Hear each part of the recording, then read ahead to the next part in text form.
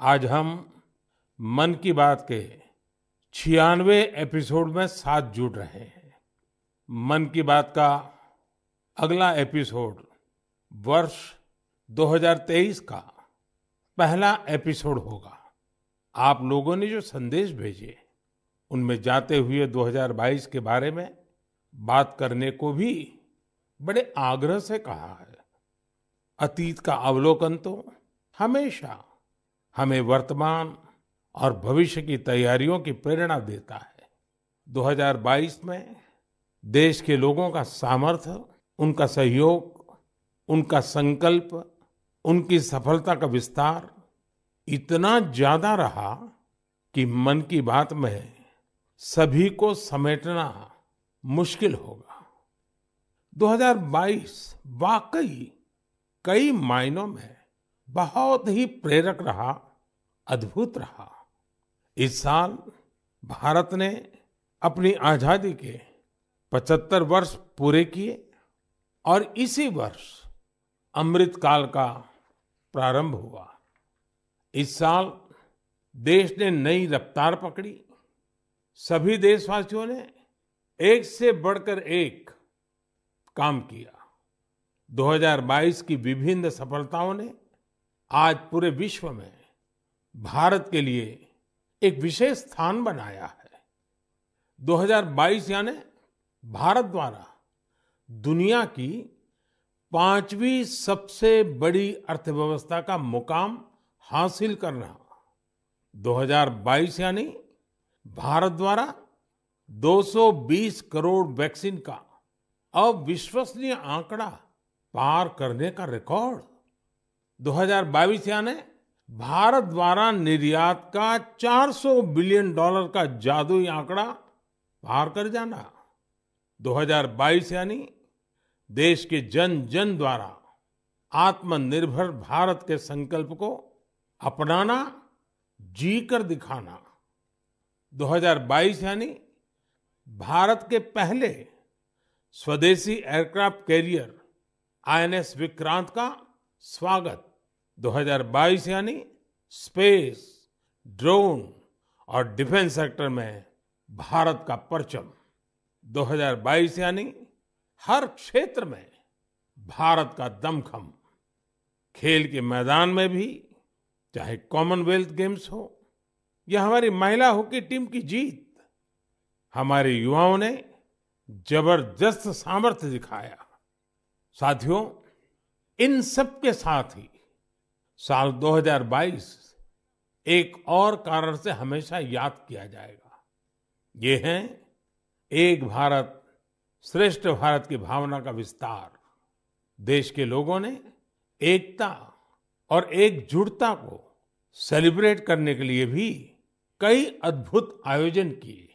गुजरात के माधवपुर मेला हो, जहां रुक्मिणी विवाह और भगवान कृष्ण के पूर्वोत्तर से संबंधों को सेलिब्रेट किया जाता है, या फिर काशी तमिल संगमम हो, इन पर्वों में भी एकता के कई रंग दिखे। 2022 में देशवासियों ने एक और अमर इतिहास लिखा है।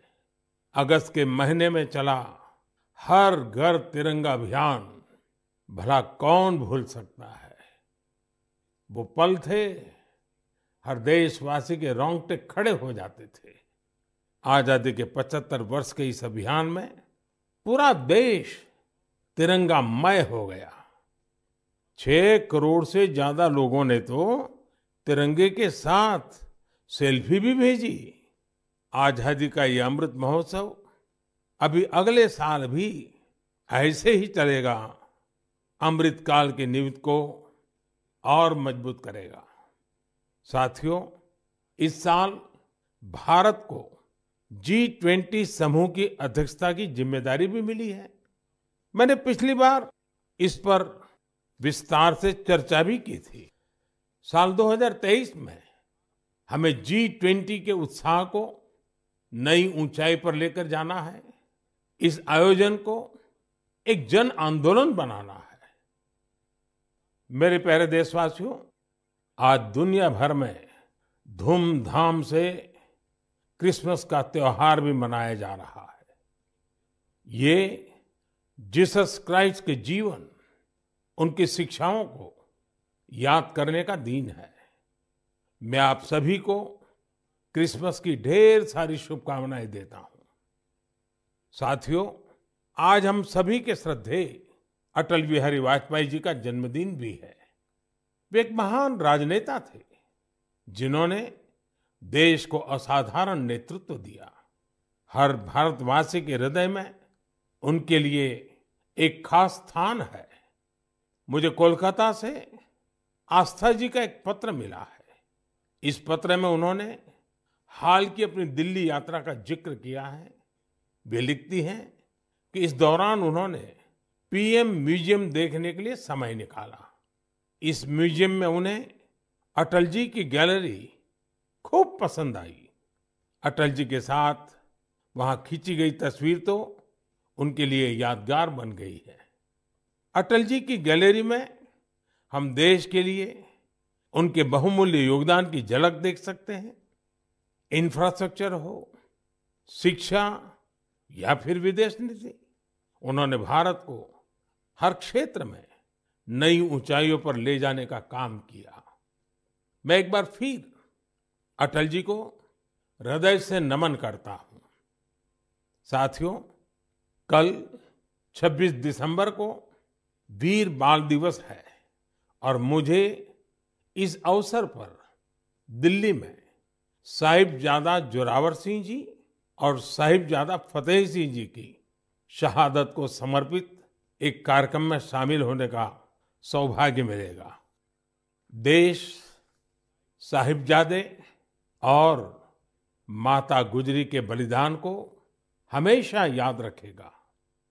मेरे प्यारे देशवासियों, हमारे यहाँ कहा जाता है, सत्यम किम प्रमाणम, प्रत्यक्षम किम प्रमाणम। यानी सत्य को प्रमाण की आवश्यकता नहीं होती, जो प्रत्यक्ष है उसे भी प्रमाण की आवश्यकता नहीं होती। लेकिन बात जब आधुनिक मेडिकल साइंस की हो तो उसमें सबसे महत्वपूर्ण होता है प्रमाण, एविडेंस। सदियों से भारतीय जीवन का हिस्सा रहे योग और आयुर्वेद जैसे हमारे शास्त्रों के सामने एविडेंस बेस्ड रिसर्च की कमी हमेशा हमेशा एक चुनौती रही है। परिणाम दिखते हैं लेकिन प्रमाण नहीं होते हैं। लेकिन मुझे खुशी है कि एविडेंस बेस्ड मेडिसिन के युग में अब योग और आयुर्वेद आधुनिक युग की जांच और कसौटियों पर भी खरे उतर रहे हैं। आप सभी ने मुंबई के टाटा मेमोरियल सेंटर के बारे में जरूर सुना होगा। इस संस्थान ने रिसर्च, इनोवेशन और कैंसर केयर में बहुत नाम कमाया है। इस सेंटर द्वारा की गई एक इंटेंसिव रिसर्च में सामने आया है कि ब्रेस्ट कैंसर के मरीजों के लिए योग बहुत ज्यादा असरकारी है। टाटा मेमोरियल सेंटर ने अपनी रिसर्च के नतीजों को अमेरिका में हुई बहुत ही प्रतिष्ठित ब्रेस्ट कैंसर कॉन्फ्रेंस में प्रस्तुत किया है। इन नतीजों ने दुनिया के बड़े-बड़े एक्सपर्ट्स का ध्यान अपनी तरफ खींचा है, क्योंकि टाटा मेमोरियल सेंटर ने एविडेंस के साथ बताया है कि कैसे मरीजों को योग से लाभ हुआ है। इस सेंटर की रिसर्च के मुताबिक योग के नियमित अभ्यास से ब्रेस्ट कैंसर के मरीजों की बीमारी के फिर से उभरने और मृत्यु के खतरे में 15% तक की कमी आई है। भारतीय पारंपरिक चिकित्सा में यह पहला उदाहरण है जिसे पश्चिमी तौर तरीकों वाले कड़े मानकों पर परखा गया है। साथ ही यह पहली स्टडी है जिसमें ब्रेस्ट कैंसर से प्रभावित महिलाओं में योग से क्वालिटी ऑफ लाइफ के बेहतर होने का पता चला है। इसके लॉन्ग टर्म बेनिफिट्स भी सामने आए हैं। टाटा मेमोरियल सेंटर ने अपनी स्टडी के नतीजों को पेरिस में हुए European society of medical oncology में उस सम्मेलन में प्रस्तुत किया है। साथियों, आज के युग में भारतीय चिकित्सा पद्धतियां जितनी ज्यादा एविडेंस बेस्ड होगी, उतनी ही पूरे विश्व में उनकी स्वीकार्यता बढ़ेगी। इसी सोच के साथ दिल्ली के एम्स में भी एक प्रयास किया जा रहा है। यह हमारी पारंपरिक चिकित्सा पद्धतियों को वैलिडेट करने के लिए 6 साल पहले centre for integrative medicine and research की स्थापना की गई। इसमें लेटेस्ट मॉडर्न टेक्निक्स और रिसर्च मेथड्स का उपयोग किया जाता है। यह सेंटर पहले ही प्रतिष्ठित अंतर्राष्ट्रीय जर्नल्स में 20 पेपर प्रकाशित कर चुका है। अमेरिकन कॉलेज ऑफ कार्डियोलॉजी के जर्नल में प्रकाशित एक पेपर में सिंकपी से पीड़ित मरीजों को योग से होने वाले लाभ के बारे में बताया गया है। इसी प्रकार न्यूरोलॉजी जर्नल के पेपर में माइग्रेन में योग के फायदों के बारे में बताया गया है। इनके अलावा कई और बीमारियों में भी योग के बेनिफिट्स को लेकर स्टडी की जा रही है, जैसे heart disease, depression, sleep disorders और प्रेगनेंसी के दौरान महिलाओं को होने वाली समस्याएं। साथियों, कुछ दिन पहले ही मैं वर्ल्ड आयुर्वेद कांग्रेस के लिए गोवा में था। इसमें 40 से ज्यादा देशों के डेलीगेट शामिल हुए और यहाँ 550 से अधिक साइंटिफिक पेपर्स प्रेजेंट किए गए। भारत सहित दुनिया भर की करीब 215 कंपनियों ने यहाँ एग्जीबिशन में अपने प्रोडक्ट्स को डिस्प्ले किया। 4 दिनों तक चले इस एक्सपो में 1 लाख से भी अधिक लोगों ने आयुर्वेद से जुड़े अपने एक्सपीरियंस को एंजॉय किया। आयुर्वेद कांग्रेस में भी मैंने दुनिया भर से जुटे आयुर्वेद एक्सपर्ट्स के सामने एविडेंस बेस्ड रिसर्च का आग्रह दोहराया। जिस तरह कोरोना वैश्विक महामारी के इस समय में योग और आयुर्वेद की शक्ति को हम सभी देख रहे हैं, उसमें इनसे जुड़ी एविडेंस बेस्ड रिसर्च बहुत ही महत्वपूर्ण साबित होगी। मेरा आपसे भी आग्रह है कि योग, आयुर्वेद और हमारी पारंपरिक चिकित्सा पद्धतियों से जुड़े हुए ऐसे प्रयासों के बारे में अगर आपके पास कोई जानकारी हो तो उन्हें सोशल मीडिया पर जरूर शेयर करें। मेरे प्यारे देशवासियों, बीते कुछ वर्षों में हमने स्वास्थ्य क्षेत्र से जुड़ी कई बड़ी चुनौतियों पर विजय पाई है।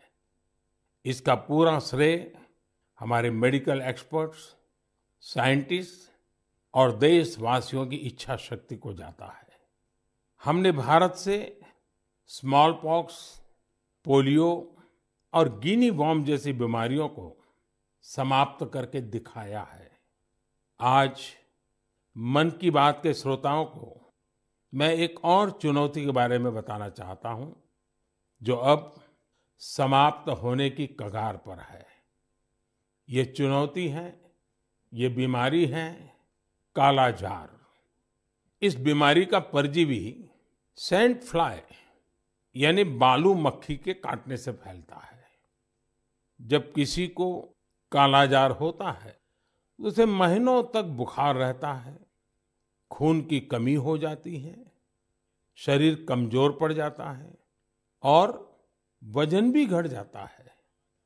यह बीमारी बच्चों से लेकर बड़ों तक किसी को भी हो सकती है, लेकिन सबका प्रयास से कालाजार नाम की ये बीमारी अब तेजी से समाप्त होती जा रही है। कुछ समय पहले तक कालाजार का प्रकोप 4 राज्यों के 50 से अधिक जिलों में फैला हुआ था, लेकिन अब ये बीमारी बिहार और झारखंड के 4 जिलों तक ही सिमट कर रह गई है। मुझे विश्वास है बिहार, झारखंड के लोगों का सामर्थ्य, उनकी जागरूकता इन 4 जिलों से भी कालाजार को समाप्त करने में सरकार के प्रयासों को मदद करेगी। कालाजार प्रभावित क्षेत्रों के लोगों से भी मेरा आग्रह है कि वो दो बातों का जरूर ध्यान रखें। एक है सैंड फ्लाई या बालू मक्खी पर नियंत्रण, और दूसरा जल्द से जल्द इस रोग की पहचान और पूरा इलाज। कालाजार का इलाज आसान है। इसके लिए काम आने वाली दवाएं भी बहुत कारगर होती हैं। बस आपको सतर्क रहना है। बुखार हो तो लापरवाही ना बरतें और बालू मक्खी को खत्म करने वाली दवाइयों का छिड़काव भी करते रहें। जरा सोचिए, हमारा देश जब कालाजार से भी मुक्त हो जाएगा तो ये हम सभी के लिए कितनी खुशी की बात होगी। सबका प्रयास की इसी भावना से हम भारत को 2025 तक टीबी मुक्त करने के लिए भी काम कर रहे हैं। आपने देखा होगा, बीते दिनों जब टीबी मुक्त भारत अभियान शुरू हुआ तो हजारों लोग टीबी मरीजों की मदद के लिए आगे आए। ये लोग निक्षय मित्र बनकर टीबी के मरीजों की देखभाल कर रहे हैं, उनकी आर्थिक मदद कर रहे हैं। जन सेवा और जन भागीदारी की यही शक्ति हर मुश्किल लक्ष्य को प्राप्त करके ही दिखाती है। मेरे प्यारे देशवासियों, हमारी परंपरा और संस्कृति का मां गंगा से अटूट नाता है। गंगा जल हमारी जीवन धारा का अभिन्न हिस्सा रहा है और हमारे शास्त्रों में भी कहा गया है, नमामि गंगे तव पाद पंकजम सुर असुरई वंदित दिव्य रूपम भुक्तिम च मुक्तिम च ददासि नित्यम भाव अनुसारेण सदा नराणाम। अर्थात, हे मां गंगा, आप अपने भक्तों को उनके भाव के अनुरूप सांसारिक सुख, आनंद और मोक्ष प्रदान करती है। सभी आपके पवित्र चरणों का वंदन करते हैं। मैं भी आपके पवित्र चरणों में अपना प्रणाम अर्पित करता हूं। ऐसे में सदियों से कल कल बहती मां गंगा को स्वच्छ रखना हम सबकी बहुत बड़ी जिम्मेदारी है। इसी उद्देश्य के साथ 8 साल पहले हमने नमामि गंगे अभियान की शुरुआत की थी। हम सभी के लिए गौरव की बात है कि भारत की इस पहल को आज दुनिया भर की सराहना मिल रही है। यूनाइटेड नेशंस ने नमामि गंगे मिशन को इकोसिस्टम को रिस्टोर करने वाली दुनिया के टॉप 10 इनिशिएटिव में शामिल किया है। ये और भी खुशी की बात है कि पूरे विश्व के 160 ऐसे इनिशिएटिव्स में नमामि गंगे को यह सम्मान मिला है। साथियों, नमामि गंगे अभियान की सबसे बड़ी ऊर्जा लोगों की निरंतर सहभागिता है। नमामि गंगे अभियान में गंगा प्रहरियों और गंगा दूतों की भी बड़ी भूमिका है। वे पेड़ लगाने, घाटों की सफाई, गंगा आरती, नुक्कड़ नाटक, पेंटिंग और कविताओं के जरिए जागरूकता फैलाने में जुटे हैं। इस अभियान से बायोडायवर्सिटी में भी काफी सुधार देखा जा रहा है। हिल्सा मछली, गंगा डॉल्फिन और कछुओं की विभिन्न प्रजातियों की संख्या में काफी वृद्धि हुई है। गंगा का इकोसिस्टम क्लीन होने से आजीविका के अन्य अवसर भी बढ़ रहे हैं। यहाँ मैं जलज आजीविका मॉडल की चर्चा करना चाहूंगा, जो कि बायोडायवर्सिटी को ध्यान में रखकर तैयार किया गया है। इस टूरिज्म बेस्ड बोट सफारीज को 26 लोकेशंस पर लॉन्च किया गया है। जाहिर है, नमामि गंगे मिशन का विस्तार उसका दायरा नदी की सफाई से कहीं ज्यादा बढ़ा है। ये जहां हमारी इच्छा शक्ति और अथक प्रयासों का एक प्रत्यक्ष प्रमाण है, वहीं ये पर्यावरण संरक्षण की दिशा में विश्व को भी एक नया रास्ता दिखाने वाला है। मेरे प्यारे देशवासियों, जब हमारी संकल्प शक्ति मजबूत हो तो बड़ी से बड़ी चुनौती भी आसान हो जाती है। इसकी मिसाल पेश की है सिक्किम के थेगू गांव के संगे शेरपा जी ने। ये पिछले 14 साल से 12,000 फीट से भी ज्यादा की ऊंचाई पर पर्यावरण संरक्षण के काम में जुटे हुए हैं। संगे जी ने सांस्कृतिक और पौराणिक महत्व का सोमगो लेक, उसे स्वच्छ रखने का बीड़ा उठा लिया है। अपने अथक प्रयासों से उन्होंने इस ग्लेशियर लेक का रंग रूप ही बदल डाला है।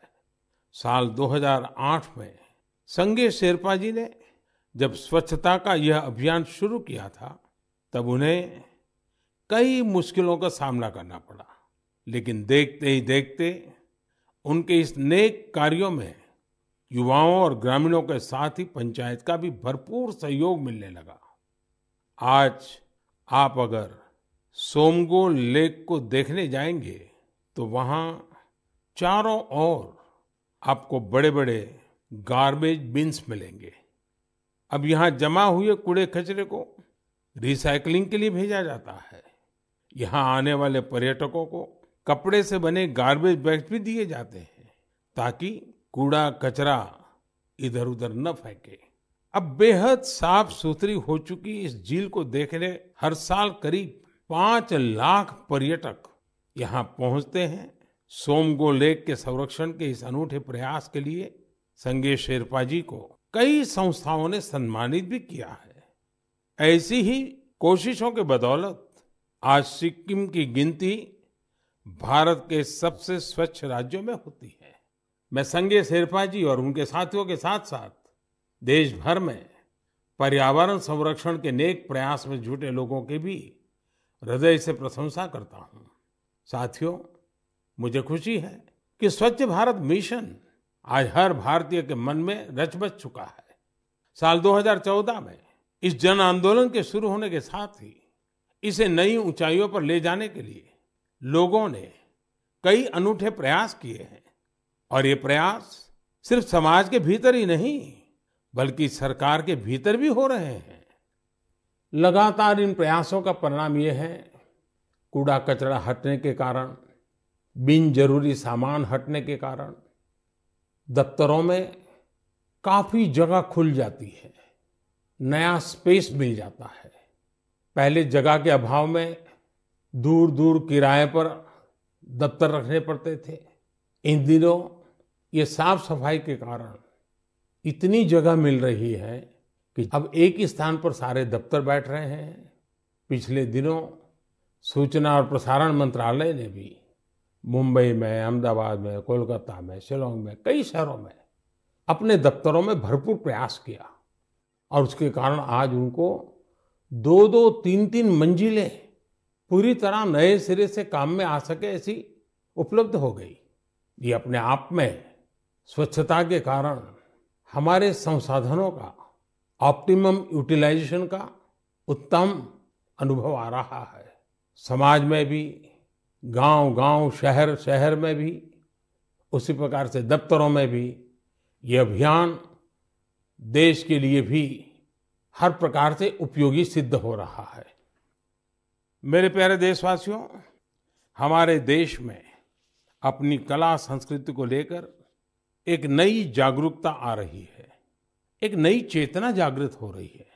मन की बात में हम अक्सर ऐसे उदाहरणों की चर्चा भी करते हैं, जैसे कला, साहित्य और संस्कृति समाज की सामूहिक पूंजी होते हैं।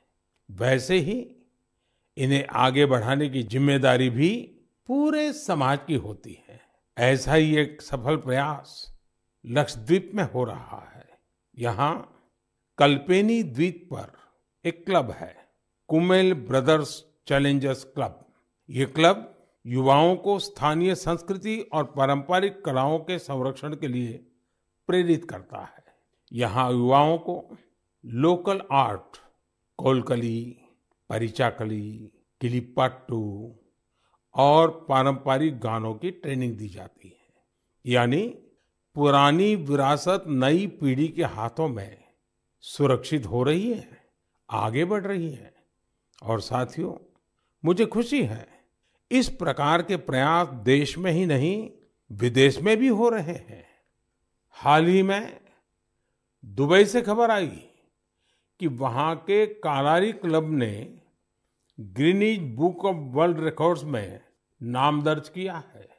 कोई भी सोच सकता है कि दुबई के क्लब ने रिकॉर्ड बनाया तो जो भारत से क्या संबंध। दरअसल ये रिकॉर्ड भारत की प्राचीन मार्शल आर्ट कलारियपट्टू से जुड़ा है। ये रिकॉर्ड एक साथ सबसे अधिक लोगों के द्वारा कलारी के प्रदर्शन का है। कलारी क्लब दुबई में दुबई पुलिस के साथ मिलकर ये प्लान किया और यूएई के नेशनल डे में प्रदर्शित किया। इस आयोजन में 4 साल के बच्चों से लेकर 60 वर्ष तक के लोगों ने कलारी की अपनी क्षमता का बेहतरीन प्रदर्शन किया। अलग अलग पीढ़ियां कैसे एक प्राचीन परंपरा को आगे बढ़ा रही हैं, पूरे मनोयोग से बढ़ा रही हैं, ये उसका अद्भुत उदाहरण है। साथियों, मन की बात के श्रोताओं को मैं कर्नाटका के गडक जिले में रहने वाले कवेम श्री जी के बारे में भी बताना चाहता हूँ। कवेम श्री दक्षिण में कर्नाटका की कला संस्कृति को पुनर्जीवित करने के मिशन में पिछले 25 वर्षों से अनवरत लगे हुए हैं। आप कल्पना कर सकते हैं कि उनकी तपस्या कितनी बड़ी है। पहले तो वो होटल मैनेजमेंट के प्रोफेशन से जुड़े थे, लेकिन अपनी संस्कृति और परंपरा को लेकर उनका लगाव इतना गहरा था कि उन्होंने इसे अपना मिशन बना लिया। उन्होंने कला चेतना के नाम से एक मंच बनाया। ये मंच आज कर्नाटका के और देश विदेश के कलाकारों के कई कार्यक्रम आयोजित करता है। इसमें लोकल आर्ट और कल्चर को प्रमोट करने के लिए कई इनोवेटिव काम भी होते हैं। साथियों, अपनी कला संस्कृति के प्रति देशवासियों के उत्साह अपनी विरासत पर गर्व की भावना का ही प्रकटीकरण है। हमारे देश में तो हर कोने में ऐसे कितने ही रंग बिखरे हैं। हमें भी उन्हें सजाने, संवारने और संरक्षित करने के लिए निरंतर काम करना चाहिए। मेरे प्यारे देशवासियों, देश के अनेक क्षेत्रों में बांस से अनेक सुंदर और उपयोगी चीजें बनाई जाती हैं। विशेष रूप से आदिवासी क्षेत्रों में बांस के कुशल कारीगर कुशल कलाकार है। जब से देश ने बैम्बू से जुड़े अंग्रेजों के जमाने के कानूनों को बदला है, इसका एक बड़ा बाजार तैयार हो गया है। महाराष्ट्र के पालघर जैसे क्षेत्रों में भी आदिवासी समाज के लोग बैम्बू से कई खूबसूरत प्रोडक्ट्स बनाते हैं। बैम्बू से बनने वाले बॉक्सेस, कुर्सी, चायदानी, टोकरियां और ट्रे जैसी चीजें खूब लोकप्रिय हो रही है। यही नहीं, ये लोग बैम्बू घास से खूबसूरत कपड़े और सजावट की चीजें भी बनाते हैं। इससे आदिवासी महिलाओं को रोजगार भी मिल रहा है और उनके हुनर को पहचान भी मिल रही है। साथियों, कर्नाटका के एक दंपति सुपारी के रेशे से बनी कई यूनिक प्रोडक्ट्स इंटरनेशनल मार्केट तक पहुंचा रहे हैं। कर्नाटका में शिवमोगा में ये दंपति हैं, श्रीमान सुरेश और उनकी पत्नी श्रीमती मैथिली। ये लोग सुपारी के रेशे से ट्रे, प्लेट और हैंडबैग से लेकर कई डेकोरेटिव चीजें बना रहे हैं। इसी रेशे से बनी चप्पलें भी आज खूब पसंद की जा रही हैं। उनके प्रोडक्ट्स आज लंदन और यूरोप के दूसरे बाजारों तक में बिक रहे हैं। यही तो हमारे प्राकृतिक संसाधनों और पारंपरिक हुनर की खूबी है, जो सबको पसंद आ रही है। भारत के इस पारंपरिक ज्ञान में दुनिया सस्टेनेबल फ्यूचर के रास्ते देख रही है। हमें खुद भी इस दिशा में ज्यादा से ज्यादा जागरूक होने की जरूरत है। हम खुद भी ऐसे स्वदेशी और लोकल प्रोडक्ट इस्तेमाल करें और दूसरों को भी ये उपहार में दें। इससे हमारी पहचान भी मजबूत होगी, स्थानीय अर्थव्यवस्था भी मजबूत होगी और बड़ी संख्या में लोगों का भविष्य भी उज्जवल होगा। मेरे प्यारे देशवासियों, अब हम धीरे-धीरे मन की बात के 100वें एपिसोड के अभूतपूर्व पड़ाव की ओर बढ़ रहे हैं। मुझे कई देशवासियों के पत्र मिले हैं जिनमें उन्होंने 100वें एपिसोड के बारे में बड़ी जिज्ञासा प्रकट की है। 100वें एपिसोड में हम क्या बात करें, उसे कैसे खास बनाएं, इसके लिए आप मुझे अपने सुझाव भेजेंगे तो मुझे बहुत अच्छा लगेगा। अगली बार हम वर्ष 2023 में मिलेंगे। मैं आप सभी को वर्ष 2023 की शुभकामनाएं देता हूं। ये वर्ष भी देश के लिए खास रहे, देश नई ऊंचाइयों को छूता रहे। हमें मिलकर के संकल्प भी लेना है, साकार भी करना है। इस समय बहुत से लोग छुट्टियों के मूड में भी हैं। आप पर्वों को, इन अवसरों का खूब आनंद लीजिए, लेकिन थोड़ा सतर्क भी रहिए। आप भी देख रहे हैं कि दुनिया के कई देशों में कोरोना बढ़ रहा है। इसलिए हमें मास्क और हाथ धुलने जैसी सावधानियों का और ज्यादा ध्यान रखना है। हम सावधान रहेंगे तो सुरक्षित भी रहेंगे और हमारे उल्लास में कोई रुकावट भी नहीं पड़ेगी। इसी के साथ आप सभी को एक बार फिर ढेरों शुभकामनाएं। बहुत बहुत धन्यवाद। नमस्कार।